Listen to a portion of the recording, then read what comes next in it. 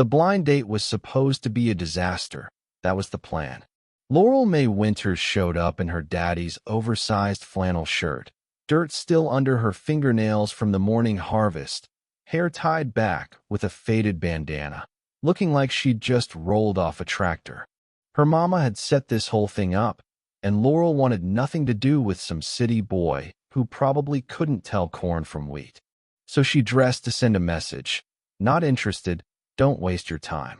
But when she walked into that sun-drenched cafe on Peachtree Street, the man waiting at the corner table didn't flinch, didn't smirk, didn't look her up and down with judgment.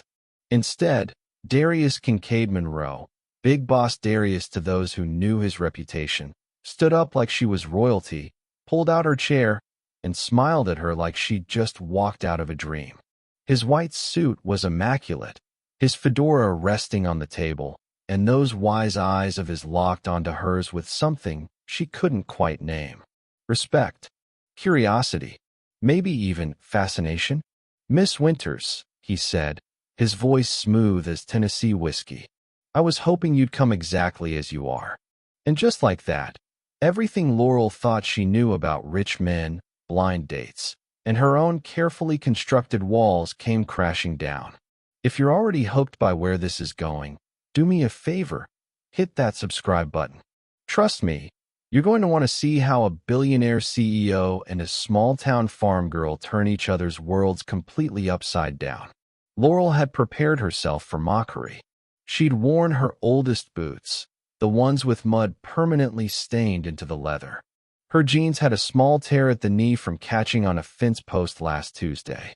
The flannel shirt belonged to her father and smelled faintly of hay and honest work. She'd even skipped makeup entirely, letting her sun-kissed freckles and the natural flush from farm labor speak for themselves. Her mama, Diane Winters, had been pestering her for months about this blind date. Some businessman friend of a friend who was very successful and looking to settle down. Laurel was 28, ran a 70-acre organic farm outside Athens, Georgia, and had exactly zero interest in corporate types who thought food came from grocery stores. So she'd agreed to the date on one condition: she'd go as herself. Her real self. Take it or leave it. She expected him to leave it. But Darius didn't even blink. He held her chair like she was wearing a ball gown instead of work clothes.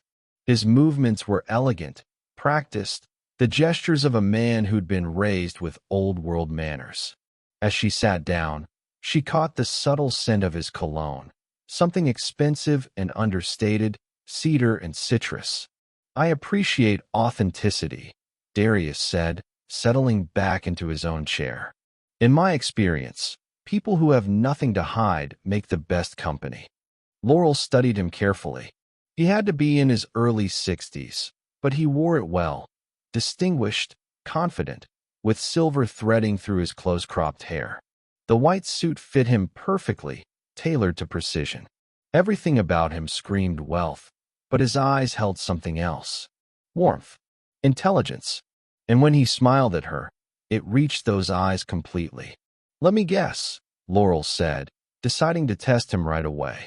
"My mama told you I run a farm, and you thought that sounded quaint, picturesque, like I spend my days in sundresses picking wildflowers." Darius chuckled, a deep, rich sound. "Your mother told me you run an organic operation that's been featured in 3 agricultural journals, that you're fighting to keep family farms viable in an age of corporate agriculture, and that you're too stubborn to take investment money because you don't want to answer to anyone but yourself and the land." He leaned forward slightly. "She also said you'd probably try to scare me off. How am I doing so far?" Laurel felt her cheeks warm. "She talks too much. She loves you. There's a difference." A waitress approached, young, clearly starstruck by Darius despite his age. He ordered a coffee, black, and asked Laurel what she'd like. She asked for sweet tea, and he didn't make a single comment about sugar or calories or any of the nonsense she'd heard from other dates. So, Laurel said once they were alone again, "What does a man who wears a suit that probably costs more than my truck want with a farmer from Athens?" Honest conversation, Darius replied simply. Good company. Maybe a chance to learn something new. He paused. I've spent 40 years building businesses, making deals, navigating boardrooms and high society. I've had dinners with presidents and closed contracts worth hundreds of millions. But I can't tell you the last time I sat across from someone who creates something real with their own two hands. That interests me. You're romanticizing it, Laurel said, but without much bite. Farming isn't romantic. It's backbreaking work, whether you can't control, and margins so thin you're one bad season away from losing everything. Sounds like running a business, Darius said with a slight smile. Just with more honest stakes. Their drinks arrived. Laurel wrapped her hands around the cold glass of tea, studying this man who seemed completely unaffected by her attempt to look unappealing. In fact, he seemed more interested now than he probably would have been if she'd shown up in a dress. Why did your mother really set this up? Darius asked gently. If you don't mind me asking. Laurel sighed. Because I haven't dated anyone seriously in 3 years. Because she thinks I'm married to the farm. Because she worries I'm lonely. She met his eyes. She's not entirely wrong. But I'm also not desperate enough to pretend to be someone I'm not just to make a match. I respect that more than you know, Darius said. He was quiet for a moment, then added, I lost my wife 7 years ago. Cancer. We had 30 years together, and they were good years. But the last few years, I've been going through the motions. Business meetings, charity galas, all the trappings of success. None of it feels like living anymore. There was something raw in his admission that caught Laurel off guard. She'd expected ego, performance, maybe even condescension. Instead, she was getting honesty. I'm sorry about your wife, she said softly. Thank you. Darius took a sip of his coffee. My point is, I'm not here because I'm looking for arm candy or someone to impress my colleagues. I'm here because your mother mentioned you in passing to my assistant, who mentioned it to me, and something about a woman who chose dirt under her fingernails over a corner office made me curious. Your assistant knows my mama? Apparently, they met at a hospital fundraiser. Small world. Laurel couldn't help but smile. That sounds like mama. She networks like it's an Olympic sport. They talked for 2 hours. Darius asked about crop rotation, soil health, the challenges of organic certification. He didn't pretend to know more than he did, and he listened, really listened, when she explained the intricacies of her work. In turn, he told her about his businesses, real estate development, a chain of luxury hotels, investments in sustainable technology. He spoke about his daughter who lived in New York, a lawyer who called him every Sunday, his grandson who was starting college in the fall. When Laurel glanced at her watch, she was shocked to see how much time had passed. I need to get back, she said reluctantly. I've got irrigation to check before sunset. Darius stood immediately, moving around to help with her chair. As they walked toward the cafe exit, he said, Would you allow me to see you again? Perhaps under less formal circumstances. Laurel turned to face him on the sidewalk. The afternoon sun was bright, casting everything in golden light. Traffic hummed around them, the city alive and bustling. What did you have in mind? Come see the farm? Darius suggested. I'd like to see what your hands build. She almost said no, almost retreated back into her comfort zone. But something in his expression, genuine interest, no games, no expectations, made her reconsider. Saturday, she said. 8 in the morning. Bring boots you don't mind destroying. Darius smiled, and it transformed his entire face. It's a date, Miss Winters. Laurel, she corrected. If you're going to be walking through my tomato fields, we can skip the formalities. Laurel, he repeated, and the way he said her name felt like a promise. She drove back to Athens in her battered pickup truck, radio playing old country songs, mind spinning. She'd gone to that date planning to sabotage it, to prove to her mama that city men and farm girls didn't mix. Instead, she'd met someone who looked at her like she was exactly enough. It was terrifying and thrilling in equal measure. When she pulled up to the farmhouse, a modest two-story with a wraparound porch that had been in her family for 4 generations, her mama was waiting on the porch swing. "Well," Diane called out before Laurel even cut the engine. Laurel climbed out, unable to suppress a small smile. "He asked to see the farm." Diane's face lit up like Christmas morning. "And you said yes?" "I said yes." Her mama squealed like a teenager. "Laurel May Winters, do you know who that man is? Darius Monroe owns half the skyline in Atlanta. He's on the board of—" "Mama," Laurel interrupted gently. "I know who he is. But right now, he's just someone interesting who wants to see how vegetables grow. Can we leave it at that?" Diane nodded, trying to contain her excitement and failing miserably. "Of course, baby. Of course." But as Laurel headed inside to shower off the day's work, she couldn't shake the feeling that something significant had shifted. She'd built her life around independence, around proving she didn't need anyone or anything beyond her land and her determination. Now, suddenly, she was wondering what it might feel like to let someone in. Someone who saw her clearly and didn't ask her to change a single thing. Saturday arrived with perfect weather, clear skies, mild temperature, just enough breeze to keep the heat comfortable. Laurel was already 2 hours into her morning routine when she heard the sound of a car coming up the long gravel driveway. Not a car, she realized as it came into view. A vintage Mercedes, pristine and perfectly maintained, completely inappropriate for farm roads. Darius emerged wearing dark jeans, a simple white button-down with the sleeves rolled to his elbows, and work boots that looked expensive but broken in. The fedora was absent, replaced by nothing, letting the sun catch the silver in his hair. "Morning," he called out, genuine pleasure in his voice. "You actually came," Laurel said, surprised despite herself. "I said I would." He looked around, taking in the fields stretching in every direction, the old barn with fresh red paint, the greenhouse she'd built herself 3 years ago. "This is beautiful, Laurel." "It's work," she said, but she couldn't help the pride in her voice. "Come on, I'll show you around." She led him through the rows of tomatoes first, explaining her pest management strategies, the importance of companion planting, the way she designed the irrigation system to conserve water. Darius asked smart questions, made connections to business principles she hadn't considered. When they reached the herb garden, he paused, closing his eyes and just breathing in the scent of basil and rosemary in time. "My grandmother had a garden," he said quietly. "Much smaller than this, just a little plot behind her house in Mobile. But she grew the best tomatoes I've ever tasted. She used to say that anything worth having required dirt under your nails and sun on your face." She was right, Laurel said. They spent 4 hours walking the property. Darius helped her move irrigation lines, didn't complain when his boots got muddy, and laughed when one of her barn cats claimed his shoulder as a perch.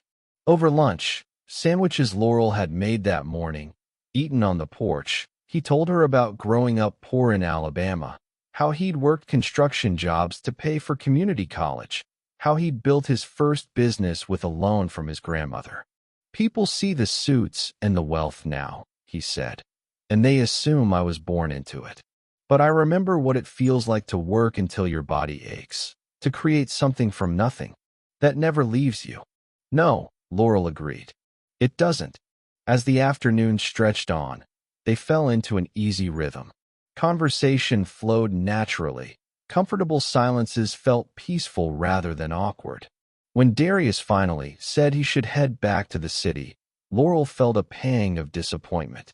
"Thank you for today," he said, standing by his car. "This was exactly what I needed." "Same," Laurel admitted. "Dinner?" Darius asked. "Somewhere nice, but your choice of location. I promise to wear something less formal if you promise not to dress like you're trying to scare me off." Laurel laughed. "Deal. But it has to be somewhere with actual food, not those places where they serve 3 asparagus spears and call it a meal." "I know just the place." He kissed her cheek, just a soft, gentlemanly gesture, before driving away. Laurel stood in her driveway long after the Mercedes disappeared, touching the spot where his lips had brushed her skin, wondering when exactly she'd stopped being cautious and started being hopeful. Their third date was at a steakhouse in Atlanta, the kind of place with dim lighting and leather booths and steaks that cost more than Laurel's weekly grocery budget. Darius ordered for both of them after asking her preferences, and she found she didn't mind. It felt like care rather than control. "Tell me something real," Darius said over wine. "Something people don't usually get to know." Laurel considered. "I'm scared I'm going to lose the farm. Not because I'm bad at what I do, but because the economics are impossible. Every year, it gets harder. Equipment breaks down, costs go up, buyers want lower prices. I lie awake at night doing math that doesn't add up." Darius was quiet for a moment. "Have you considered partnerships? Co-ops?" "I'm not good at asking for help," Laurel admitted. "I've noticed." His tone was warm, not critical. "But strength isn't always about carrying everything alone. Sometimes it's about building something bigger than yourself." "Is that business advice or life advice?" "Both." Their food arrived, and they ate while talking about everything and nothing. Darius told stories about his travels: Paris, Tokyo, Cape Town, and insisted she shared dreams she'd tucked away. She confessed she'd always wanted to see Ireland, to visit the small farms there and learn their techniques. He told her about losing his wife, the grief that still surprised him sometimes, how he was learning to honor her memory while still living. "She'd like you," he said suddenly. "Lorraine. She always said I needed someone who'd keep me honest, who wouldn't let me hide behind business and power." "You do that." Laurel felt something shift in her chest. "I'm not trying to change you." "I know. That's exactly why it works." After dinner, they walked through Piedmont Park despite the late hour. The city lights reflected off the lake. Couples strolled past. The air was warm with late summer. Darius took her hand, the first real romantic gesture between them, and it felt right. Natural. "I need to tell you something," Darius said, stopping near a bench overlooking the water. "I'm not just a businessman, Laurel. I have influence, connections, the kind that come with complications." "You mean you're connected?" Laurel said carefully. "Like mafia connected?" "Not exactly. But there are people in my circles who operate outside traditional boundaries. I've helped them. They've helped me. It's always been about protection, about solving problems that the law can't or won't address. I've never hurt anyone, never been involved in anything violent. But I need you to know that my world isn't always clean and simple." Laurel processed this information. "Why are you telling me?" "Because if we continue this, whatever this is becoming, you deserve to know who I really am. All of it." She looked at him, really looked at him, saw the honesty in his expression, the vulnerability of sharing something he usually kept hidden. "Are you dangerous?" "Not to you. Never to you." "Then we're okay," Laurel said simply. Darius pulled her closer, and she let him. When he kissed her, really kissed her, not the chaste peck from before, it was gentle and passionate and patient all at once. Like he had all the time in the world and wanted to spend it right here, with her, under the Atlanta stars. They dated for 3 months before Laurel introduced him to her father. Joseph Winters was a tough man, weathered by decades of farm work, skeptical of anyone who hadn't earned their living through manual labor. He took one look at Darius's Mercedes and grunted. "So you're the city fellow," Joseph said, crossing his arms. "Yes, sir," Darius replied, extending his hand. "Darius Monroe. Thank you for allowing me on your property." Joseph shook his hand, testing the grip. Whatever he found there must have satisfied him, because he nodded once. "Diane says you're serious about our girl." "Very serious, sir." "She tell you about the farm? The debt, the struggles?" "She has. And I've offered to help, which she's refused multiple times." That got a smile from Joseph. "Stubborn. Gets that from me." He looked between them. "You hurt her, and I don't care how much money you have or who you know. We clear." Crystal clear, sir. And I have no intention of hurting her. Over the next hour, Darius won Joseph over by genuinely engaging with farm talk, by admiring the older man's craftsmanship on the barn repairs, by treating Laurel's father with the respect he deserved. By the time they left, Joseph was actually smiling. He's good people, Joseph told Laurel quietly while Darius was examining the tractor. Don't let this one go. But 3 weeks later, everything changed. Laurel was at the farmer's market in Athens, selling her produce like she did every Saturday, when a man approached her stand. He was younger, maybe mid-30s, wearing an expensive suit that looked out of place among the market crowds. His smile didn't reach his eyes. "Laurel Winters?" he asked. "That's me. Can I help you?" "My name is Brett Cavendish. I represent Agritech Solutions. We're interested in acquiring your property." Laurel had heard this pitch before. "Not interested, but thanks. You haven't heard our offer." "Don't need to. The farm's not for sale." Brett's smile tightened. "Miss Winters, I don't think you understand the position you're in. You're 3 months behind on your equipment loan. The bank is getting anxious. We're prepared to offer you enough to clear your debts and walk away with something in your pocket." Laurel felt ice slide down her spine. "How do you know about my loans?" "We do our research. It's just business." "My answer is still no." Brett leaned closer, voice dropping. "That's unfortunate. Because if you don't sell willingly, we have other methods. Bank foreclosures. Eminent domain. We always get what we want, Miss Winters. The only question is whether you walk away with dignity and money, or with nothing."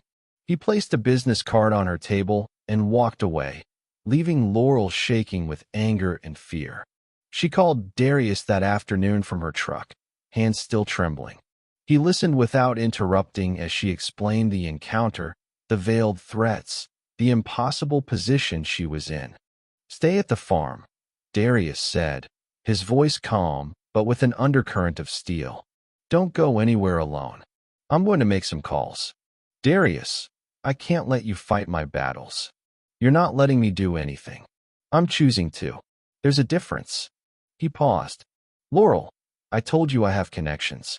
Trust me to use them. Please." She wanted to say no, to handle this herself like she always had. But the fear in her gut was real, and the threat was bigger than her pride. "Okay, I'll be there in 2 hours." Darius arrived in 90 minutes, driving faster than he probably should have. He swept into the farmhouse like a storm system, pulling Laurel into his arms first, making sure she was okay, before sitting down with her father to explain the situation. "Agritech Solutions is a front company," Darius said, his phone already in hand, making calls. "They buy up struggling farms, turn them into industrial operations, or sell them to developers. They use legal pressure and intimidation tactics." He looked at Joseph. "Do you know anyone at First National Bank?" "Your loan officer." "Jerry Patterson," Joseph said. "Known him 20 years. Call him. Now. Ask about any inquiries into your account or loan status. Don't mention Agritech, just ask generally." Joseph made the call on speaker. Jerry confirmed that someone from a corporate entity had been asking questions, requesting financial information. "I didn't give them anything specific," Jerry said, "but I confirmed you had an active loan. Didn't seem like a big deal." "It is," Darius said, taking the phone. "Jerry, this is Darius Monroe. I'm a friend of the Winters family. Can you tell me if there's been any attempt to buy or transfer the debt on their equipment loan?" There was a pause. "Mr. Monroe? The Darius Monroe?" "Yes." Yes, sir. Actually, there was an inquiry yesterday about purchasing the debt. I told them we don't typically sell performing loans, but they were persistent. They offered a significant premium. Don't sell it, Darius said firmly. In fact, I'm going to have my financial team contact you Monday morning. We'll be restructuring the Winters loan under more favorable terms. Personal guarantee from me. Sir, that's really not. Jerry, I'm not asking. Make it happen. After he hung up, Laurel stared at him. Darius, you can't just. Already done. He turned to Joseph. They came after your family because they thought you were vulnerable. They were wrong. Now, I need to make some other calls. This ends today. Over the next 3 hours, Laurel watched Darius transform into someone she'd only glimpsed before. He made calls to lawyers, to people with vague titles who clearly owed him favors, to a private investigator he kept on retainer. He was methodical, strategic, using power like a scalpel rather than a hammer. By evening, he had a complete picture. Agritech Solutions was owned by a larger corporation that had been buying agricultural land across Georgia, often through coercive means. They had a pattern of targeting family farms, pressuring banks, sometimes even creating false environmental violations to force sales. They picked the wrong farm, Darius said quietly. And they definitely picked the wrong farmer. Monday morning, Brett Cavendish returned to the Winters farm, this time with 2 associates. Laurel met them at the gate, with Darius standing slightly behind her. "Miss Winters," Brett said with false cheerfulness. "Have you reconsidered our offer?" "I have," Laurel said. "My answer is still no." Brett's expression hardened. "That's disappointing. You should know that your bank is very interested in selling your debt. Once we own that loan, we'll be calling it due immediately. You'll have 30 days to pay in full or face foreclosure." "Actually," Darius said, stepping forward, "the bank won't be selling anything." Brett noticed him for the first time, and something flickered across his face. Recognition. Concern. "And you are?" "Darius Monroe. I'm Miss Winters' partner." The color drained from Brett's face. "Mr. Monroe, I didn't realize you were involved in this situation. Now you do." Darius's voice was pleasant, almost friendly, which somehow made it more intimidating. "Here's what's going to happen. Agritech Solutions is going to cease all contact with the Winters family immediately. You're going to drop any inquiries into their finances, any attempts to acquire their land, and any pressure on their creditors. We have legal rights too." "You have no rights here," Darius interrupted smoothly. "I've already contacted the Georgia Attorney General's office about your company's practices. They're very interested in patterns of predatory targeting of family farms. I've also reached out to the EPA about some interesting discrepancies in environmental reports filed by your parent company. And just this morning, I had breakfast with 3 board members of First National Bank." Fascinating conversation. Brett looked like he wanted to argue, but couldn't find the words. Darius continued, "I'm going to be very clear. If you or anyone associated with your company contacts the Winters family again, approaches their property, or makes any move against them whatsoever, I will make it my personal mission to dismantle every business operation you're involved with. I have the resources, the patience, and the motivation. Do we understand each other?" "Yes," Brett managed. "Good. Now leave. And don't come back." They left. Fast. Laurel waited until the cars disappeared down the driveway before turning to Darius. "What did you do?" "Protected what's mine," he said simply. Then, catching himself, "What's important to me?" "To us." "Darius." He took her hands. "I know you value your independence. I know you don't want to be rescued. But this isn't about rescuing you, Laurel. This is about using my resources to level a playing field that was rigged against you. You're still running your farm. You're still making every decision. I just made sure you get to keep making those decisions." Laurel felt tears prick her eyes. "No one's ever. I've always had to fight alone." "Not anymore," Darius said gently. "If you'll let me stand beside you." She kissed him then, not caring that her father was probably watching from the window, not caring about anything except the way this man had seen her struggle and stepped in without taking over, had used his power to protect rather than control. "I love you," she said against his lips. "I didn't plan to, but I do." "I love you too," Darius replied. "From that first moment in the cafe when you walked in looking like you'd rather be anywhere else. And I thought you were the most real person I'd seen in years." They stood there on her family's land, holding each other, while the sun climbed higher and the day warmed around them. Laurel had spent her whole life proving she didn't need anyone. Now she was learning that maybe needing someone and keeping your strength weren't mutually exclusive.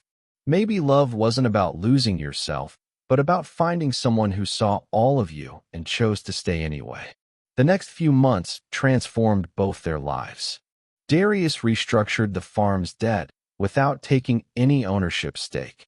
He connected Laurel with sustainable agriculture experts, helped her negotiate better contracts with distributors, and introduced her to a co-op of small farms that could pool resources without sacrificing independence. The farm started not just surviving, but thriving. In return, Laurel brought Darius back to Earth. She convinced him to spend less time in boardrooms and more time doing things that mattered. They traveled to Ireland together, visited small farms across the countryside, learned ancient techniques that Laurel brought back to Georgia. Darius started a foundation supporting family farms, using his wealth to protect the kind of agricultural heritage that had built America.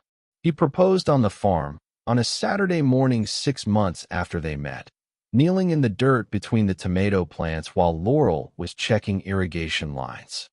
"Marry me," he said, no elaborate speech, just certainty.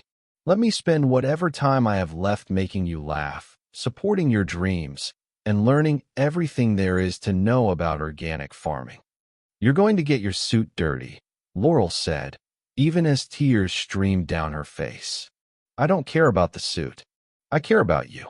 Say yes, Laurel May Winters." "Yes," she said. "Yes, absolutely yes." They married 3 months later in a ceremony at the farm, mixing Darius's high society friends with Laurel's farming community, creating something beautifully unexpected. Darius wore white, naturally, and Laurel wore a simple ivory dress she could actually move in, with flowers from her own garden in her hair. His daughter stood as a witness, already calling Laurel Mom, and meaning it.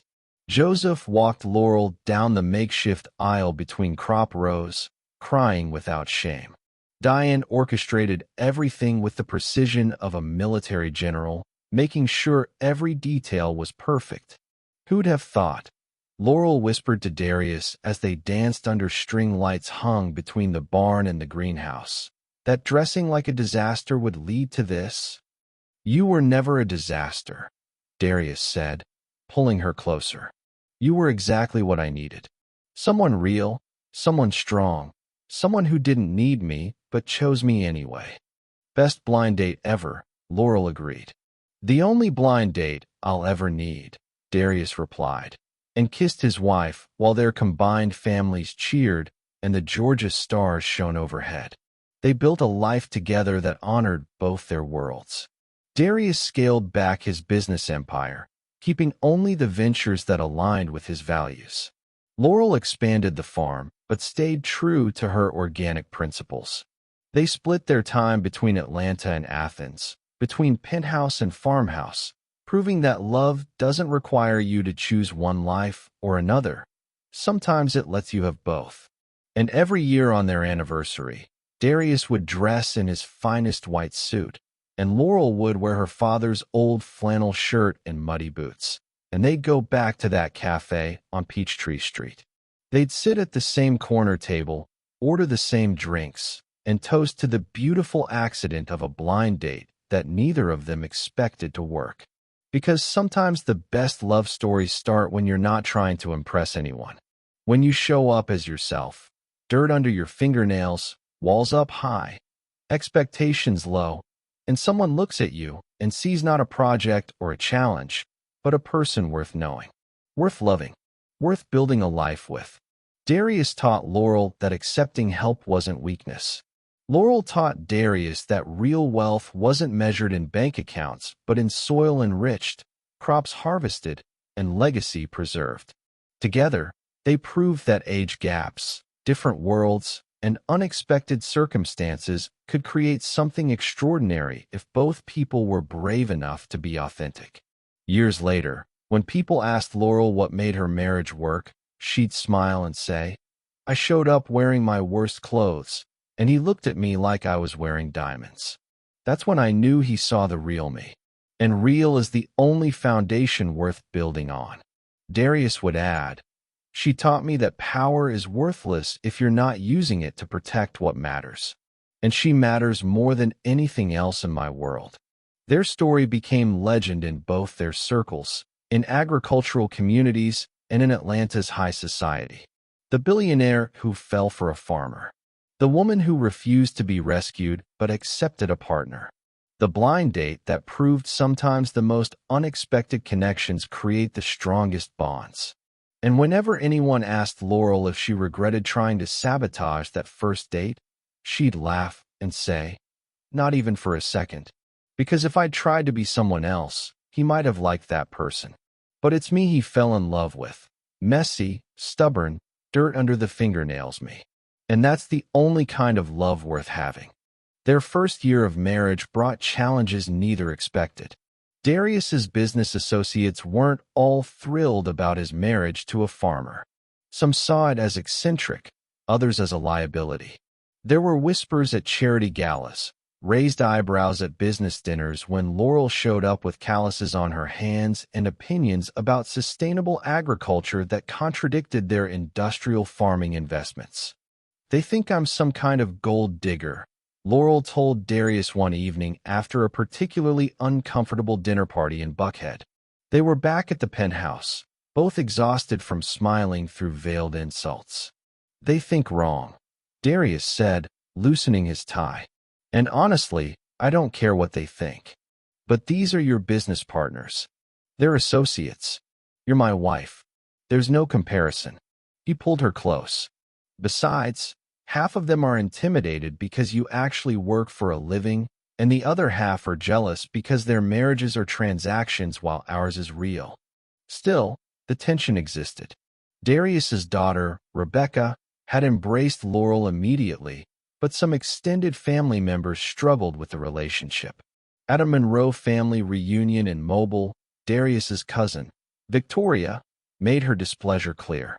She's so rural, Victoria said just loud enough for Laurel to hear, while examining her manicured nails. I just wonder what you two possibly talk about. Laurel had been reaching for a glass of lemonade. She paused, turned, and smiled pleasantly. We talk about building things that last. You should try it sometime, Victoria. I hear your third marriage just ended. Darius, standing nearby, had to turn away to hide his laughter. Victoria went red and stalked off. You didn't have to do that, Darius said later, though he was still grinning. Yes, I did. I can take a lot, but I won't be disrespected in front of your family. If we're doing this, we're doing it as equals. Damn right we are, Darius agreed, kissing her forehead. The farm itself continued to flourish. With better financial stability and Darius's connections, Laurel expanded into a farm-to-table restaurant partnership in Athens. Local chefs competed for her produce. Food bloggers wrote about the Monroe farm, though Laurel insisted on keeping her family name on all the paperwork. It's the Winters farm, she told a reporter from Georgia magazine. It's been Winters' land for 4 generations. Marriage doesn't erase that legacy. Darius, sitting beside her during the interview, nodded his agreement. I'm honored to be part of the Winters legacy, not replace it. That quote made headlines in agricultural circles and earned Darius unexpected respect from the farming community. Here was a billionaire who understood that some things couldn't and shouldn't be bought or branded. But their happiness attracted the wrong kind of attention again. 9 months into their marriage, Laurel received a phone call from an unknown number. The voice on the other end was distorted, clearly using some kind of device. Mrs. Monroe, the voice said, your husband has made some powerful people very unhappy. We suggest you encourage him to reconsider his recent moral stances. Who is this? Laurel demanded. Someone who knows that farm accidents happen. Tractors malfunction. Barns catch fire. It would be tragic if something happened to the Winters property while Darius is being difficult. The line went dead. Laurel's hands shook as she immediately called Darius. He was in a meeting in downtown Atlanta, but picked up on the first ring when he saw her name. What's wrong? No preamble, just immediate concern. She told him about the call. Within an hour, Darius had security personnel at the farm. Within 2 hours, he'd contacted people Laurel didn't ask about. Within 3 hours, he was back at the farm himself, bringing with him a security consultant named Terrence who looked like he'd walked off a military base. "This is about the Riverside development deal," Darius explained to Laurel and her father that evening. "I pulled my investment and financing last month after discovering they were planning to use eminent domain to displace a historically black neighborhood. I didn't just pull out. I made sure their other investors knew what they were really planning. The project collapsed. So now they're threatening my daughter?" Joseph's voice was steel. "They're trying to pressure me," Darius corrected, "using Laurel as leverage. It won't work." "How can you be sure?" Laurel asked. Darius's expression went cold in a way she'd never seen before. "Because I'm about to remind them exactly who they're dealing with." Over the next week, Darius moved like a chess master. He didn't make threats or dramatic gestures. Instead, he systematically dismantled the financial infrastructure of the people who'd threatened his wife. Bank loans mysteriously came due. Investors pulled out of projects. Legal issues that had been dormant suddenly required attention. Business licenses faced unexpected reviews. Laurel watched it happen from the farm, seeing news reports about troubled projects and financial restructuring, and knowing her husband was behind every bit of it. It should have scared her, the sheer power he wielded, the ease with which he could destroy people's livelihoods. But she also saw that he was protecting something sacred. Their life, their peace, the farm that meant everything to her family. 2 weeks after the threatening call, a man in an expensive suit showed up at the farm. Older, distinguished, clearly someone important. Darius met him at the gate. "Mr. Monroe," the man said stiffly, "I'm here on behalf of the Riverside Development Partners. We want to apologize for the misunderstanding regarding the phone call to your wife." "Misunderstanding," Darius repeated, his voice flat. "We've identified the individual responsible. He's no longer associated with our organization. We want to assure you that there will be no further incidents." "You're right about that," Darius said. "Because if anything, and I mean anything, happens to my wife, her family, or this farm, I won't just destroy your business. I'll destroy every business you've ever been associated with, every person you've ever worked with, and every dollar you've ever invested. I'll make it my life's work. Are we clear?" The man nodded, pale. "Crystal clear." "Good. Now get off my property." After the man left, Laurel came out of the house where she'd been watching. "Is it over?" "It's over," Darius confirmed. "They won't bother us again."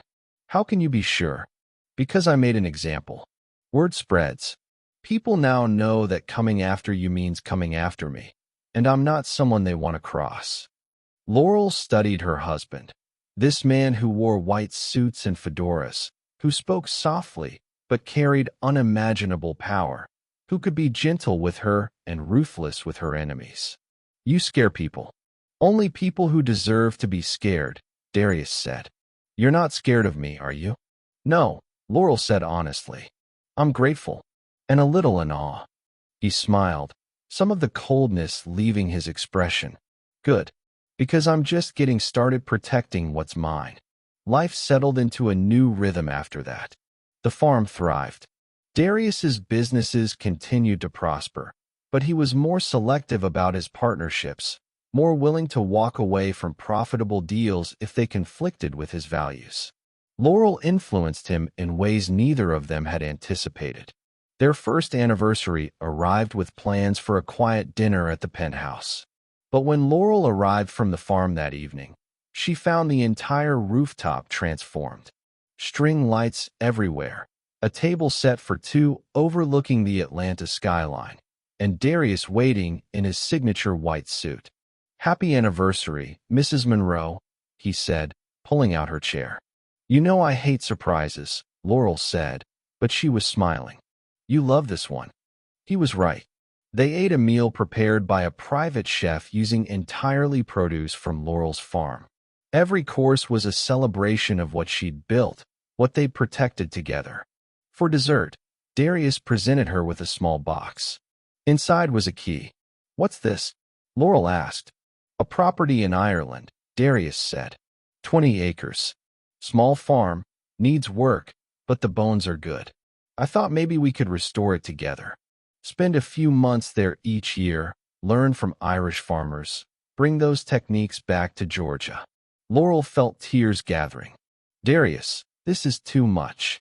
"It's not enough," he interrupted gently. "You gave me a reason to care about more than just profit margins and power plays. You reminded me what it feels like to build something real. This is me saying thank you. And also me being selfish because I want to spend time in Ireland with my wife." She kissed him then, not caring about the food getting cold or the city spread below them. This man had taken her authentic, stubborn, complicated self and loved every bit of it. Had protected her without diminishing her. Had used his power to create opportunities rather than obligations. "I love you," she whispered against his lips. "I love you more," he replied. "Though I'm pretty sure that's impossible." They spent the rest of the evening talking about Ireland, about expanding the farm, about the foundation Darius was building to protect family farms across the South. They talked about Rebecca's upcoming wedding, about Joseph's health, about whether they wanted to eventually have children of their own or if being grandparents to Rebecca's future kids would be enough. "Whatever we decide," Darius said as the night grew late, "we decide together. That's the deal." "That's the deal," Laurel agreed. Looking back later, Laurel would identify that anniversary as the moment she fully accepted that her life had transformed into something she never could have imagined. She'd gone from struggling alone to building alongside someone who matched her strength without requiring her to diminish. From fighting for survival to thriving with purpose. And it had all started because she'd shown up to a blind date in her worst clothes, expecting rejection, and found acceptance instead. Found love in the most unexpected place, with the most unexpected person. Big Boss Darius, billionaire and power broker, had seen a farmer covered in dirt and thought she was beautiful. Had recognized authenticity in a world full of performance. Had chosen real over easy, complicated over simple, Laurel over everyone else. And Laurel, who'd built walls to protect herself, had learned that sometimes the bravest thing you can do is let someone in. Not to rescue you, but to stand beside you. Not to complete you, but to complement you. Their story wasn't a fairy tale. It was better. It was real, messy, complicated, and absolutely worth every moment.